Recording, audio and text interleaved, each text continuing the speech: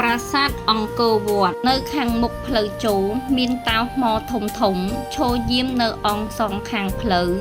នៅខាងចុងនៃផ្លូវចូលនោះមានគោបរៈប្រាង្គ3ដែលមានកម្ពស់ខុសគ្នាហើយប្រាង្គផ្នែកខាងលើត្រូវបានដួលរលំហើយនៅគោបរៈនោះមានផែដែលមានកម្ពស់ជាវូតបន្ទាប់ពីគោបរៈមកគឺមានផ្លូវមួយដែលមានប្រវែងបណ្ដោយ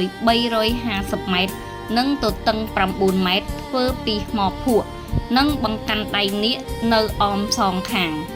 ប្រាសាទអង្គរវត្តមានទីតាំងស្ថិតនៅភាគខាងជើងនៃក្រុងសៀមរាបនៃខេត្តសៀមរាបដែលមានចម្ងាយចំនួន7គីឡូម៉ែត្រពីទីរួមខេត្តសៀមរាបតាមផ្លូវគោម៉ៃឬផ្លូវសាដឺហ្គូ